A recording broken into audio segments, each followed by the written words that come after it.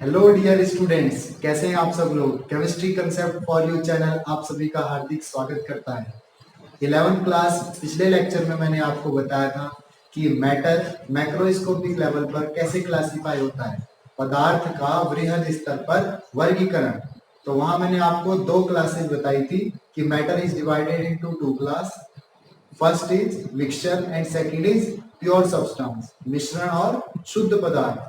मिश्रण को फिर मैंने दो टाइप में डिवाइड किया था, समांगी मिश्रण और विषमांगी मिश्रण, यानी homogeneous mixture and heterogeneous mixture. ठीक है, उधर मैंने प्योर सब्सटेंस को भी दो क्लास में क्लासिफाई किया था, एलिमेंट एंड कंपाउंड, यानी तत्व और यौगिक। फिर तत्व के अंदर हमने फिर तीन क्लास देखी थी, मेटल, नॉन मेटल और मेटलॉइड्स, धातु, अधातु और अर्धधातु। इतना क्लासिफिकेशन हम पढ़ चुके थे। तो आज के टॉपिक पर एंट्री करते हैं। आज का टॉपिक है पदार्थ के गुण।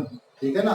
तो किसी भी पदार्थ के कुछ विशिष्ट तथा अद्वितीय गुण होते हैं, ठीक, स्पेसिफिक एंड यूनिक प्रॉपर्टीज, जिससे उस पदार्थ की पहचान होती है। ठीक है ना। तो इसको हम दो क्लास में पढ़ेंगे। There are two type of properties of metal, one is physical property and second is chemical property, यानी भौतिक गुण और रासायनिक गुण। अब बात करते हैं भौतिक गुण कौन से होते हैं। ठीक है ना। तो पदार्थ के भौतिक गुण वे गुण होते हैं जो कि पदार्थ के संगठन को बिना चेंज किए, पदार्थ में आपने उसकी केमिकल कंपोजिशन को बिल्कुल बिगाड़ना नहीं है, आप बाहर से ही जिन गुणों को स्टडी कर सको, ठीक है ना, जिनका आप ऑब्जर्वेशन और मेजरमेंट बिना पदार्थ के संगठन को बदले हुए कर सकते हो, उनको हम फिजिकल प्रॉपर्टीज कहते हैं।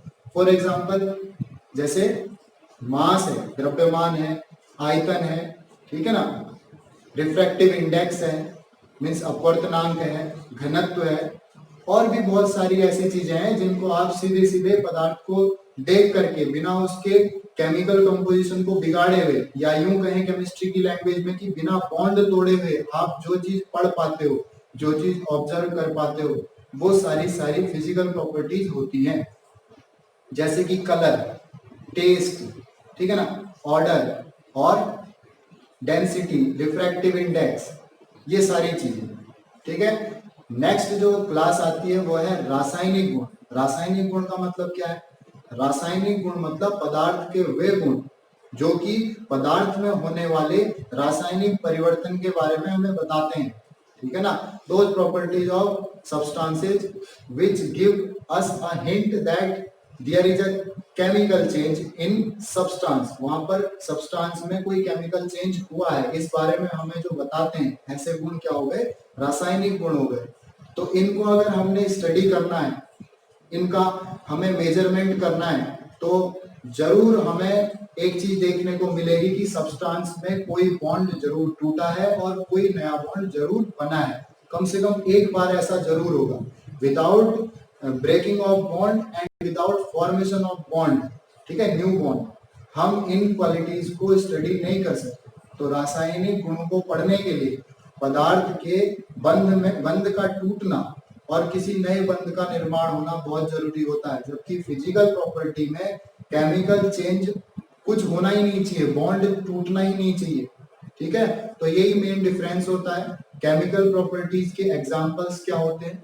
सारी केमिकल रिएक्शंस जो किसी पदार्थ के बारे में आप पढ़ते हैं, जैसे कि पदार्थ की अम्लीयता, acidity of substance, basicity of substance, पदार्थ की क्षारीयता, ठीक है, पदार्थ दहन करता है या नहीं करता है, उसकी रिएक्शन दहन में कितनी फास्ट होती है, यानी reaction with oxygen, reaction with hydrogen, किसी के साथ भी जो रासायनिक अभिक्रियाएं होती हैं वो रासायनिक गुणों के अंतर्गत आती हैं। ठीक है। एक बार फिर बता देता हूं, ऐसे गुण जिनको पढ़ने के लिए आपको रासायनिक बंध को तोड़ने की आवश्यकता नहीं है, उन गुणों को हम भौतिक गुण कहते हैं।